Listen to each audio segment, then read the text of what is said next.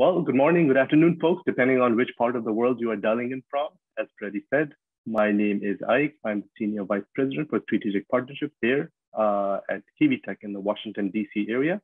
I'll just take a few minutes and walk through our history for those of you who may not know about it. At Kiwi Tech, we are a global community of innovators, investors, mentors, and enterprises with close to 500 companies in our portfolio. We are backed by a network of more than 3,000 investors. Till date, we have helped our portfolio companies raise more than $100 million, in addition to providing $100 million as tech investments, as in-kind equity services. We are backed up by 200 mentors and host more than 100 networking events annually. A little bit about our history and how we got here. So in 2012, the founders of Kiwi Tech built and scaled their previous company over 2 decades to one of the largest digital media publishing companies, Aptara, took it from 0 to 5,000 people and sold it, and started Kiwi Tech. The following year, 2013, we launched our startup program. In 2017, we launched our demo days, such as the one today. All of those events used to be in person in different cities in the US. In 2019, we expanded into the Middle East as well as Europe. And over the last 2 years, we have built this portfolio to, again, as mentioned in the previous slide, a portfolio of more than 500 portfolio companies. More than 100 events annually. We acquired Graphite Financial out of New York, launched our go-to-market as well as crowdfunding campaigns, and looking at several more acquisitions. And really the idea over the next 2 years is to build this ecosystem to more than 1,000 companies, and targeting 100 of those companies to exit at $100 million plus. So again, fantastic growth across the board. The portfolio companies are all in all verticals, fintech, biotech, healthcare, and today's event again is going to be focused on fintech. So what does the model look like? For US-based companies that qualify, we provide half of our development services in the form of in-kind investment. So let's take an example where we have a technology development service, and let's just say it costs $500,000. There is no minimum or maximum. Let's just take that as an example. So we will provide half of that in exchange for cash, and the other half we will provide in exchange for equity in the company at the current valuation. Where this helps a lot of early stage startups is to save cash upfront. We all know cash is king, and really use their equity in the company as valuable currency, as well as get a term sheet in place. So the growth over the last few years, in the 3 years between 2019 and 2021, built a portfolio of more than 122,000 companies. About half of them, we got on the phone, had an initial meeting. Out of that, close to a quarter, we met with the CEO and the founding team, and ended up with a final pick of about little over 300 companies. So the deal flow is quite selective in terms of who we work with. We do look for the right team, as well as the right idea. So what does the ecosystem look like? The stakeholders are made up of our portfolio companies, such as the ones pitching today, our esteemed investor network, many of whom are on the Zoom call today, evaluating our companies, various incubators and accelerators, as well as the corporate community. With more than 500 engineers on staff, we do provide latest and greatest technology services. I mentioned Graphite Financial that we acquired, responsible for providing our finance and accounting to our portfolio companies, as well as digital marketing and equity crowdfunding. In the pipeline, we're looking to build centers of excellence related to emerging markets, as well as crypto and blockchain. And really the idea there is through folks like myself, we build partnerships on the ground, make an impact on the community, and then offshore, we leverage our global capabilities to support our ecosystem. The investor events are quite diverse, related to various asset classes, such as family offices, angel investors, to geography-based, Middle East or East Coast or West Coast, to vertical-specific events, such as the one that we are having today, whether it is fintech, blockchain, or other areas. We are also very proud of serving historically underserved communities, such as our Hispanic Founders Day, our Black Entrepreneurs Matter Day, and our Female Founders Day. Back over to you. Okay, hello everyone. Let's get started. First of all, my name is Shawn Neal from Woodshed Media, and I'll get into who I am and what this session is all about in a second. But first off, I want to talk to you a little bit about how this is going to be different from some of the other ones you may have watched here in Kiwi Tech. I, as you can see, am prepping for a commercial shoot tomorrow, and I am not available to do this session live. So we're going to do something a little bit different here, where I'm going to do this pre-recorded session now for you guys. And any questions that you have, submit them the normal way to the Kiwi Tech team, and they're going to get those over to me. And then later on over this weekend, I'm going to record responses to everything, and we'll either put that up digitally, or the Kiwi Tech team will have some information for you on where you can find the answers to your questions from this session. So we're not going to be able to do the Q&A in real time, but we will definitely find a way for me to follow up and loop back with you guys on engagement and some questions. So who am I? Who is this guy talking to you about storytelling? I got my start in really public speaking from a strange place. I started my career as a professional musician, as actually a drummer on tour and doing musical theater and other things, and in the early and mid to late '90s, all the '90s.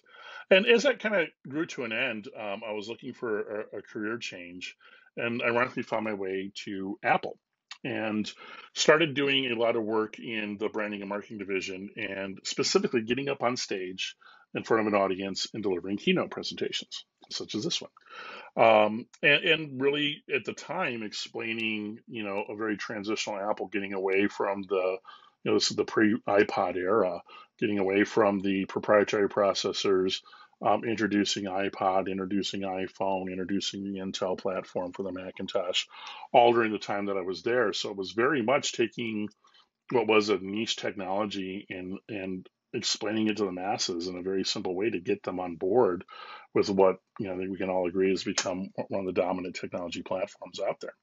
So that's how I got started in this world, and I specifically kind of flipped that into doing video out of necessity for my own startup. The Jeff Wenzel, who you all know from Kiwi Tech, and I decided to do a startup company in Detroit right around the time that YouTube was beginning and crowdfunding was beginning.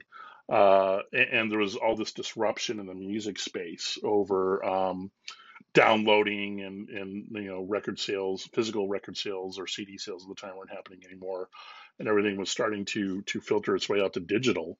We had an idea to really simplify things and bring bands into a black box studio and record 5 songs all live, one take.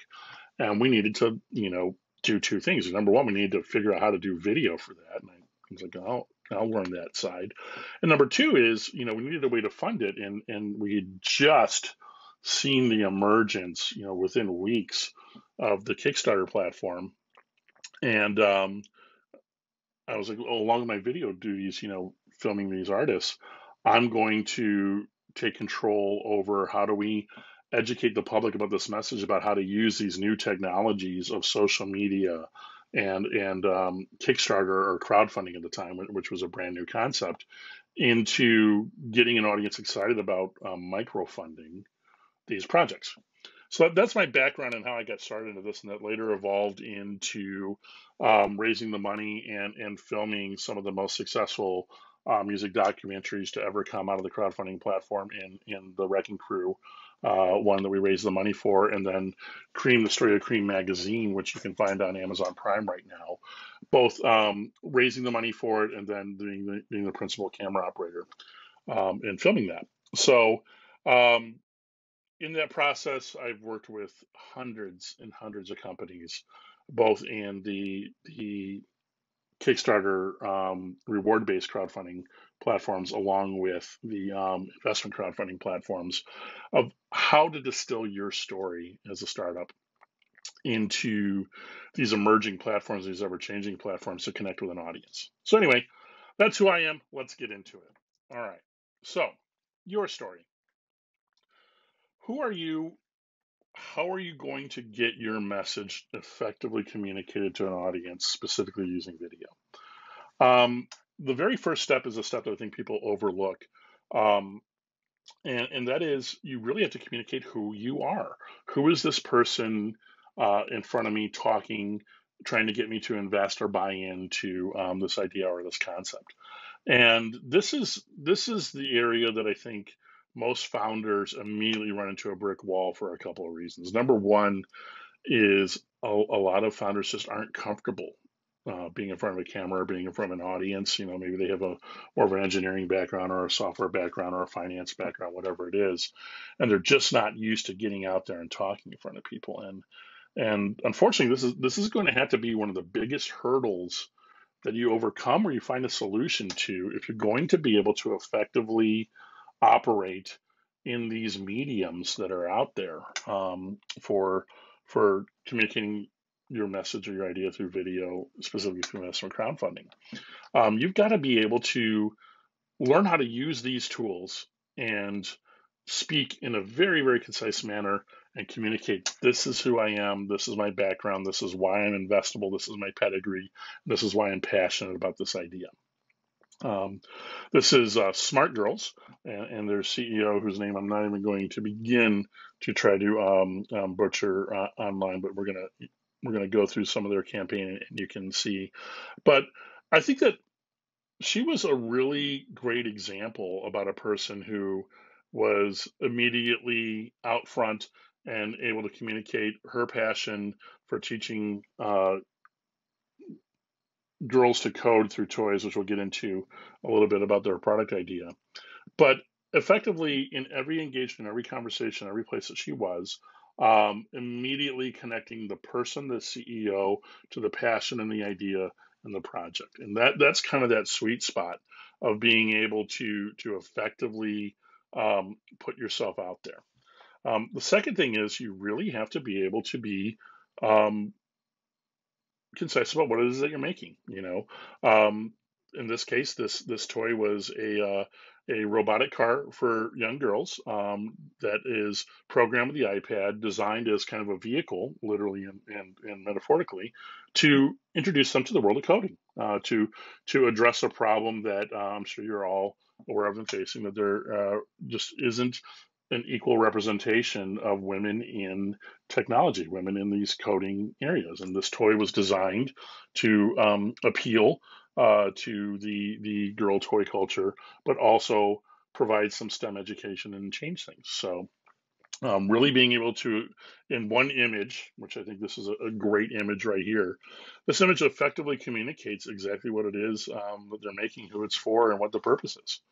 Um, you also have to really understand who your customer is. What is all of your content, all of your communications have to be really targeted to the audience and be able to effectively communicate to a potential investor who are the people that are going to be interested in your products. So, a lot of founders say, well, everyone's going to want what I have. Well, no, not everyone's going to want what you have. But when you can really laser beam focus a product like this and say, hey, look, this is a toy for this age range of girls, and this is what this is supposed to do, and this is why their parents are going to be really excited to maybe choose this toy over a Barbie. You really understanding who your customer base is, you're able to really focus your content that direction. And when you have a retail investor or someone looking at you from one of these platforms, they really understand these three key metrics of who is this founder, what is it that they're making, and who are they trying to target. And with simple imagery and video and effective communication of your concept, you can really hook someone on these types of platforms very quickly, and they can really get through that learning curve of understanding what exactly it is that you're trying to do and trying to bring to the world and why they should invest in it. And then the fourth pillar of this is, where are you going? What are your goals for this product? What types of things is it trying to change? What are your ambitions for the growth of the business? And this could be, where some of your expectations come into of what year 2, year 3, year 4 looks like post investment. What some of your ambitions are as you're growing through. But these are the things that you really need to be thinking about as the components of your story that's going to be able to effectively move you on to the next phase and get a viewer on one of these platforms, whether it's an investment crowdfunding platform or your social media or simply a presentation up in front of people. If you can do these four things connected to your story and very, very effectively communicate those through your product, your imagery, and your video, you're going to be able to get someone really excited about what's coming next for you and get them to do the next thing that you're asking them to do. So let's talk about how do we accomplish that? How are we developing this voice and really distilling everything about you as a entrepreneur and your idea and your investment opportunity down to a voice that you can communicate. Here's the most important thing: is you got to keep it simple. I understand that there is a lot of nuance and details in technology behind some of your companies. Whether not all of you are going to have a very simple toy or something that's easy to communicate. We're talking about a lot of complex technology or pharmaceuticals or whatever is behind your company. But when it comes to developing the voice that you have and what you're choosing to communicate to an audience, you really, really have to keep it simple on these platforms. There's going to be opportunities for that viewer to do their due diligence and dig deeper once they get past the surface level. But when you're talking about creating video and communications, you really have to be A to B to C to D, and it has to be arithmetic, not algebra. Okay, guys, we've got to keep these concepts and the things that we're communicating very, very simple, so an audience can go, oh, that's really interesting. I want to learn more about that. Okay, that's what we're trying to do with this content. We're trying to get them to just, all these things that are going by, stop on your thing and say, wait a minute, what is that? I want to learn more. The second thing is, and we talked about this a little bit in the first slides, is you've got to know your audience. Okay, that's two things. It's a little bit different from knowing who the audience is for your product. You got to know who your audience is for this content, right? So let's say you're doing a pharmaceutical product, and you're talking in front of an audience of just pharmaceutical investors. You can probably get a little bit more into the weeds. All right, you know who's in the room. You're reading what's out there, and you're tailoring that message to that audience. But when we're on one of these platforms, one of these retail investment platforms here, or when we're using YouTube or social media, or these various different areas, you've got to understand who these people are and what they're doing there, and what it's going to take to get them to stop on you.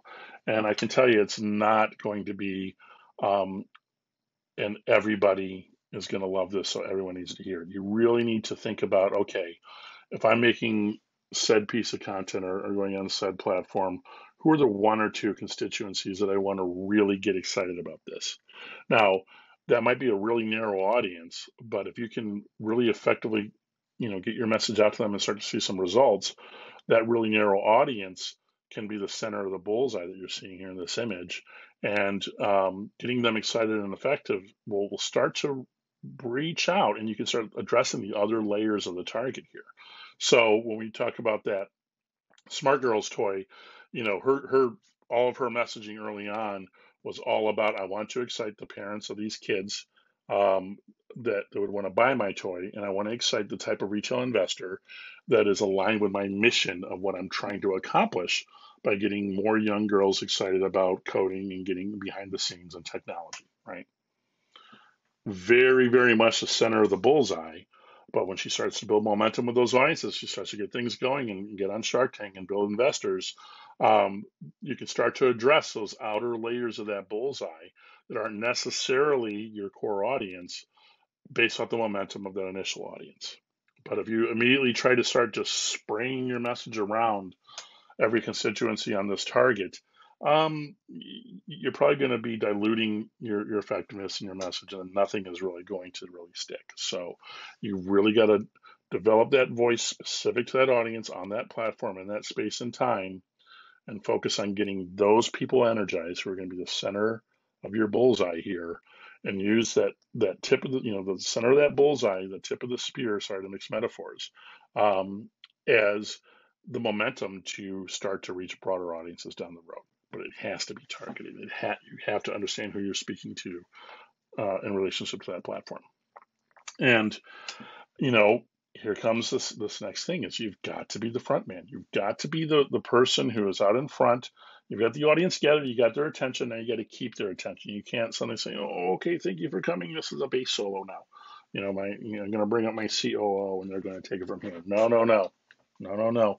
You have got to be the person that this is all filtering through, and you have got to continuously communicate, this is who we are, this is my values, this is who I am, and I am investable. It's okay to, bring some other team members on and, have that little bit of a guitar solo here, that great drummer, that, bass solo down the road, but you have got to be the front person. You have got to be the reason that this audience is gathered, and it all has to channel through you. And if you do these things effectively, understand that the reason we're making this content and we're using these platforms is not to win all the battles you're going to have with this audience for your content. It's to lead them to the next step. Oftentimes when we're talking about investment crowdfunding and some of the hesitation to simplify that message is that next step is to, okay, they really get a basic understanding of what it is that you're doing.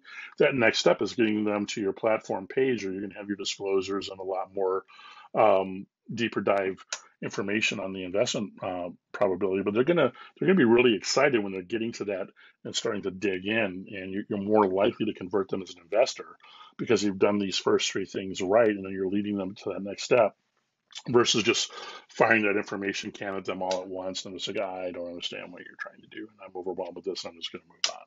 So if you do all these things correctly, you're going to lead that audience to that next step, and you're going to get them further down the pipeline of ultimately converting to be an investor. All right, so we're talking about video here. Video is the dominant platform where this is all happening. I want to show you guys a couple of examples that I think have done all these things we've talked about well. We're not going to dwell on bad examples for a couple reasons. Number one, I don't think there's any reason to shame anybody or do any of that. It's all about celebrating the successes here. I think we can all recognize what an ineffective message is, and that's a different video to dissect that. I want to show you some examples that I think have really, really nailed it in terms of getting all these pieces together. So the first thing I'm going to show you, and we're going to step out of the keynote here and get into a page, is we're going to start with, this is called PopCom. And this is, as you can see, they're over on the Start Engine platform. And they've done multiple campaigns, multiple millions, I think over 3 or 4 different campaigns. And let's just watch the video and see what you think, given the context of everything we just talked about.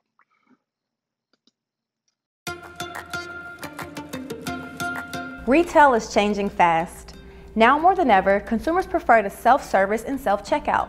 This trend has continued to accelerate post-pandemic as contactless and touchless has become the new normal. The self-service retail industry is set to grow to $2.29 billion by 2024, and PopCom is on the leading edge of this shift. My name is Dawn Dixon-Apogane, and my technology company, PopCom, is providing businesses both big and small with revolutionary software that's blazing a trail for the future of self-service retail. PopCom connects retailers of all sizes to high-traffic, underused public spaces like hotel lobbies, malls, convention centers, and airport terminals to sell their products in our patented Pop Shop. The Pop Shop is a new smart vending machine that we invented to help businesses sell their products direct to customer faster.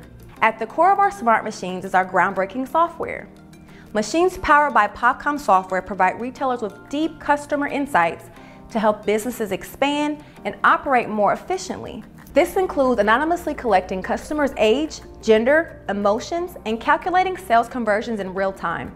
More information means more effective marketing strategies, personalized shopping experiences, and ultimately, greater profits. Our technology can also be used for secure age verification in order to sell products that are regulated, like cannabis, alcohol, and pharmaceuticals.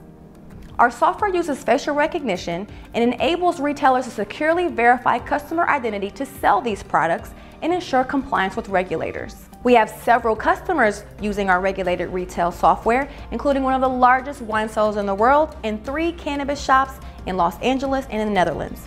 Combine that with our more than 20 enterprise and small business customers launching in 2021, this is set to be our breakout year. I am a serial founder and inventor with over 20 years of experience in entrepreneurship and technology. Popcom is just one of the 5 successful companies that I've started since 2001.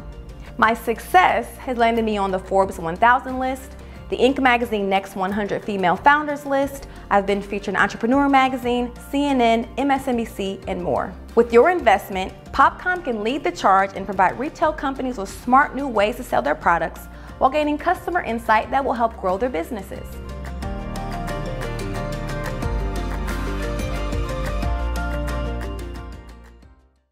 All right, so that's Popcom. Let's talk about what I love about this video.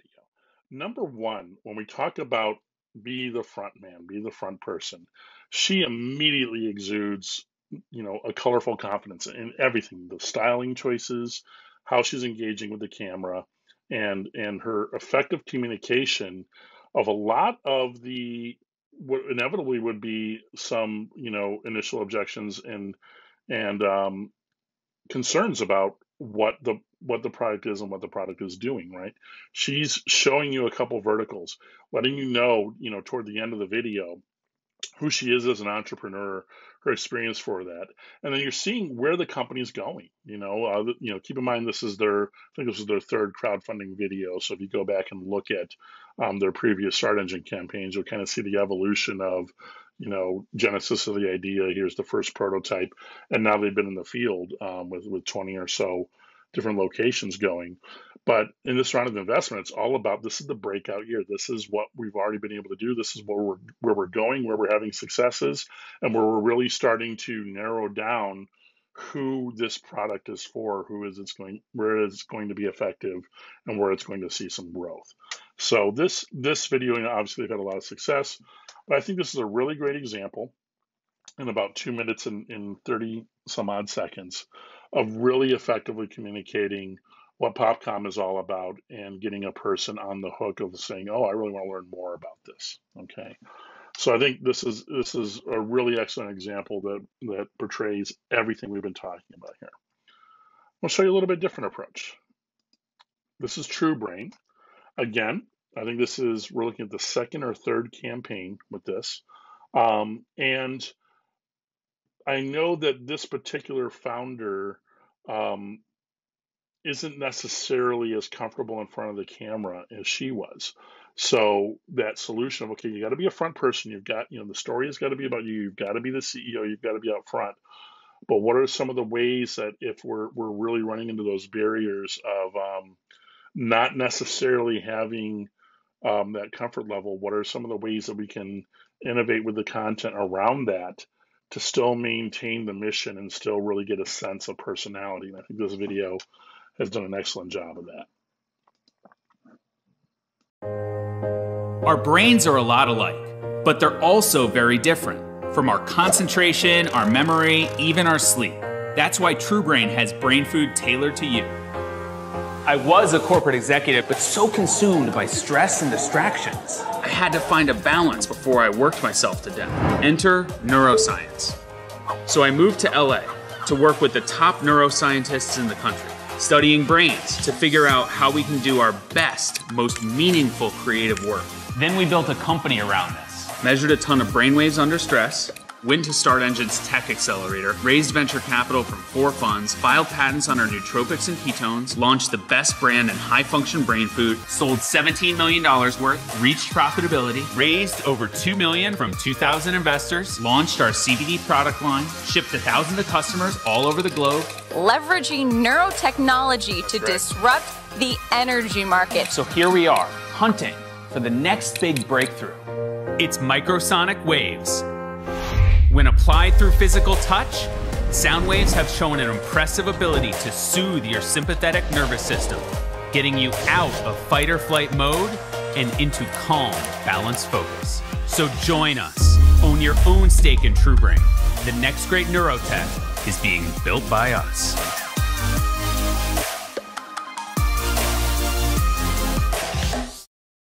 So what I love about this video is you're seeing a lot of the same mechanics of communicating what the product is, who the product's for, what the pedigree is, where they're going, and what the stage of the investment opportunity is.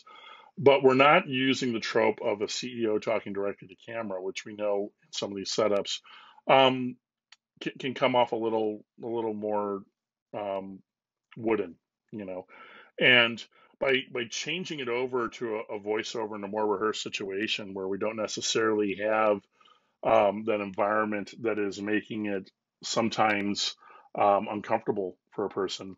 And when we're using imagery of the CEO, it's very limited in terms of face in front of camera, and done more with a photo shoot in a more controlled environment where we can be a bit more relaxed and have a little bit more fun.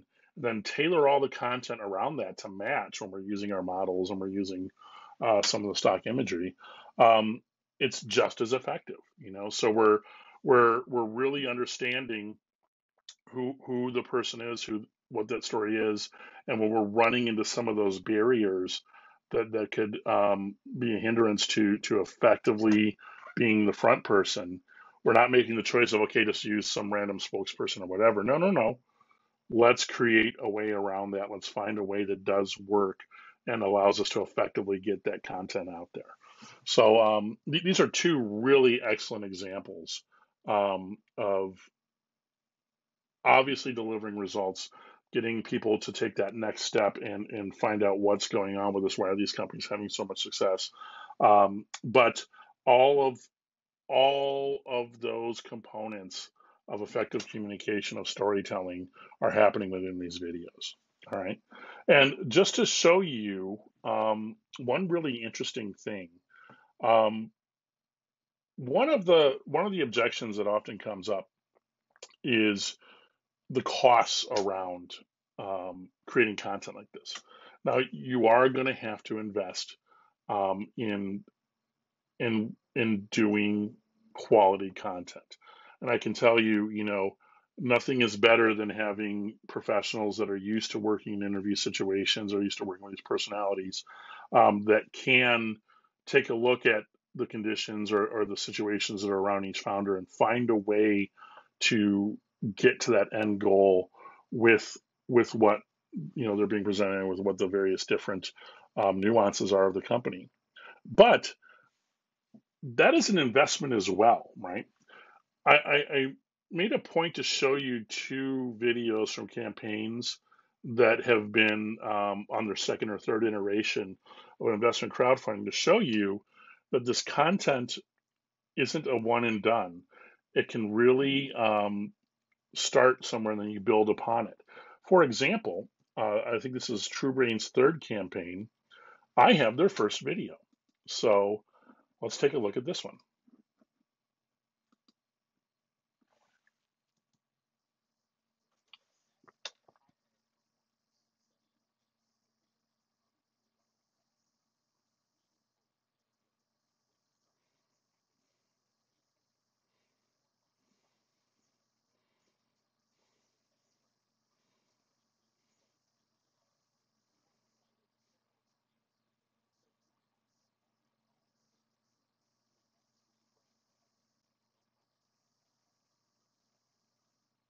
So this obviously, you know, because they made such a great investment in the animation and the production values for their first campaign when they were introducing their CBD product, they were able to build upon that and use it as a foundation and repeat elements of it, and simply just on their next raise or their next iteration or different commercials or things that they're doing, think of it as a modular piece that they're moving this piece around, this piece around, this piece around, adding XYZ piece of new content that's relevant for the new goal or the new launch or the new thing that they're trying to ask their audience to do, and just build upon that foundation.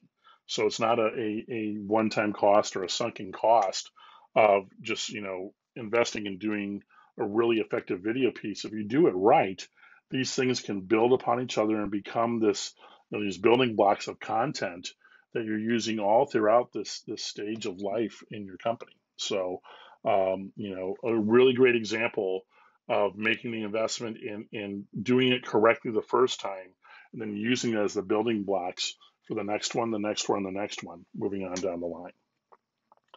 All right, so let's take a look at the last little piece here. I'm going to jump right back into my keynote.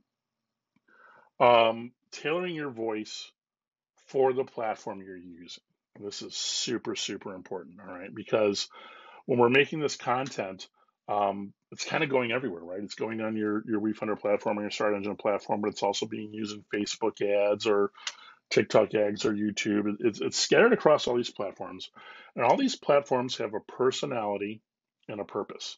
And they're not always the same, and they're not always aligned. And it's really important that you take this into consideration when you're going to put some content on these various different platforms. So let's take a look at that. Number one, when you're choosing to put your content on a platform, you got to ask yourself, what is the purpose of the platform? And I'm choosing TikTok here because this is the new hotness. This is where a lot of energy has moved away from the Facebook platform, especially in young people, and moved over to the TikTok platform throughout the pandemic. But it is not Facebook. It doesn't work the same way. The primary purpose of the TikTok platform is to entertain and to engage, right? You see these trends that are happening, and these challenges that are happening that are being repeated over and over and over again on these platforms. But then, that content takes on a whole new life with response videos and side-by-side videos and all kinds of different ways that are built into the platform that are giving the viewers ways to engage with each other and use these videos to build off one another and communicate and talk. And if you're building a piece of content and say, well, we just got to be on TikTok, we got to put this thing on TikTok, and if it's not built to have that kind of life, to engage that same way with that audience and understand why that audience is there, it's just going to stick out like a sore thumb and just be ignored. So when you're looking at what you're building and where you're putting it, you really have to ask yourself, okay, what are the platforms that we're going to use? What are the purposes of the platform? And does our content fit in the culture, vibe, and style of that platform? And if it doesn't, what changes or what alterations need to be made to that content to make it conform to that platform? Or are you having the conversations of, are we creating content that's specific to the platforms that we want to be on? Again, going back to that targeting that audience and knowing that audience and knowing who this is for, that's going to get them designed to take the next step. Because remember, the most important thing about all this content that we're creating is we want the audience to take that next step in the journey with us. So when you've made your content, you're talking about where you're going to put it, really step back and have that conversation of, okay, here's all these choices in the landscape of where we can be putting our content and where we're engaging with an audience. But is our content aligned with the purpose and the culture of that platform? And ask yourself the question of, should you be there? If you should be there, why are you there? And if you're there, does my content fit? And if it doesn't, what is the solution for that? The second thing is really, now that you've decided on where your content's going to go, take a step back and compare your content to others. The two I showed you are great examples of success stories on the Start Engine platform of, how does my content stack up to some people that I think are aspirational that are having success? Is my content on that level? Is it below that level? Is it in between? One of the smartest things I ever heard when I was back in my music career, Jeff and I were doing a radio interview with a really famous radio personality here in the Detroit market, Ann DeLisi. And we were talking about how does an artist or a band who's just emerging get to that next level. And when she was talking about when people were sending her demos at the time, they would almost be incredulous when she would tell them, hey guys, you're not quite ready yet, or this isn't quite right for us. And, they thought that the thing they made was just amazing. And how could she, have such short vision and such little insight into not deciding to play their song on that station. And she said, well, here's what I want you guys to do. I want you to take that song that you've made and compare it to your favorite artist, the artist that you think is the most successful, that you are just like, that is aspirational and that you want to be, and play it next to an artist that you think that is successful out there, that you think is undeserving of that success, and that you should be doing better than.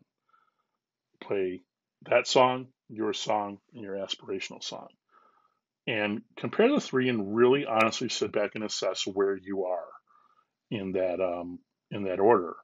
And when you can really step out of yourself for a minute, go through that exercise and do that, you really, really understand what maybe some of the shortcomings are in your content, or maybe some of the things that you're doing really well you need to do more of when you're comparing yourself to your peers. So I want you guys to go through that exact same exercise when you're making content, whether it's for Start Engine or Refunder or ads or YouTube or whatever, is find that aspirational campaign or company or person and say, man, I really love this content. I would love my content to be like this, and maybe I've sought out to make some content similar to this.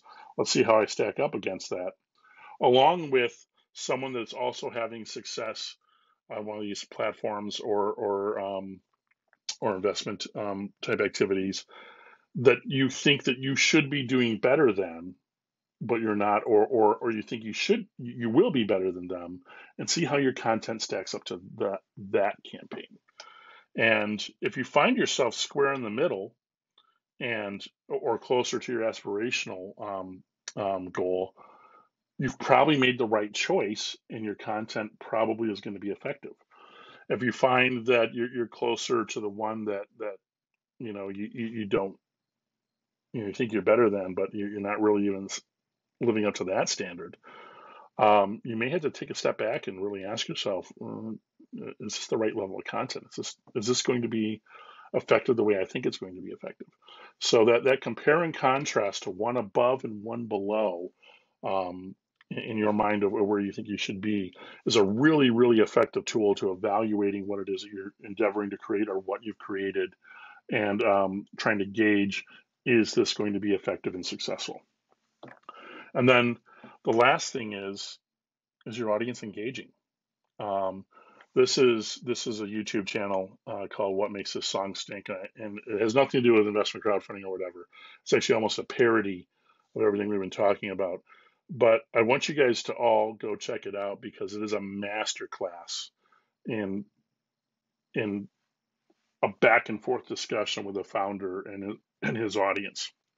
It's something that has grown astronomically over the last 18 months, from just kind of a shutdown pandemic goof off to one of the most exciting channels on YouTube in the music world.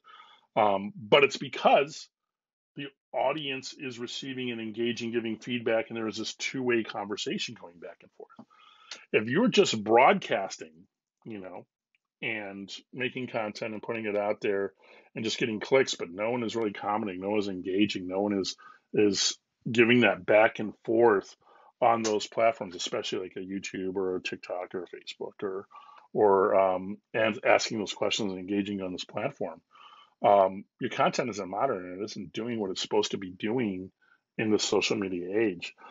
This age is all about back and forth. One of the main things I've been working on this last year is a TV show on the HGTV network, which is, initially when it first runs, it's that, traditional cable, tune in on the time and date that it airs and watch it. But just as much energy, if not a little bit more energy, is put into the behind the scenes of how the cast and the crew are engaging on all the different social media platforms with the audience. When one of these episodes goes up on the network, or then when it goes onto the streaming platforms and eventually on, clips versions of it onto YouTube, you were constantly seeing an engagement going back and forth with the cast, with the producers, and with even us on the crew. So it's really important that your content is modern, and it's engaging an audience, and an audience is having a two-way dialogue with you. And if it's not doing those things, Houston, we have a problem. All right, that's all I got for you guys today. I know that we could probably go for hours and hours and hours on this topic, but at the end of the day, we'll pull up a Q&A here for you. I would love you guys to submit your questions to the Kiwi Tech team, and I'll loop back around and address those one by one, and maybe even find some examples or some things that can really diagnose a specific question. So I think what would be really, really effective if we do this is treat it as such a, hey, I'm having XYZ problem, or I'm thinking about doing XYZ thing.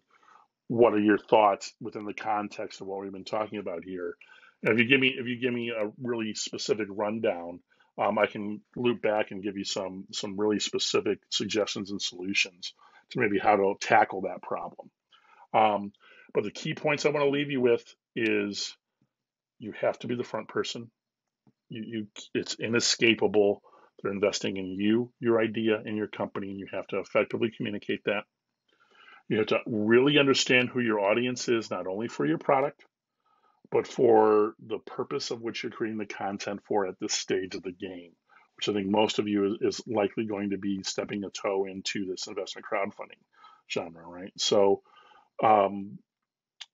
your audience is not everybody. Your audience is going to be very, very specific, and you want to excite that audience. You want to get that audience engaging with you. So you really have to think about narrowing that content down and simplifying that content to get those people excited, and then momentum will build. And then the last thing is it has to result in that content leading that person to take the next step, which is typically going to be digging deeper and finding more information. So you don't have to overwhelm them with information on the front end of it. That's going to be the next thing. And that audience needs to be engaging with you. You need to be asking questions, going with a back and forth. And if you're not seeing that happen, there's probably something very, very wrong or ineffective in those other steps. So keep it simple. Shoot me your questions here with the Kiwi Tech team. I encourage you to make it specific to challenges or questions or things that you're facing right now in your content journey. So my answers, now that I have time to read them and come up with some real world examples, can be very, very specific solutions and suggestions to how to solve those issues that you're experiencing. Thank you very much. My name is Shawn Neal, and I think we'll be doing this again soon, hopefully in real time. And good luck making content out there, everybody.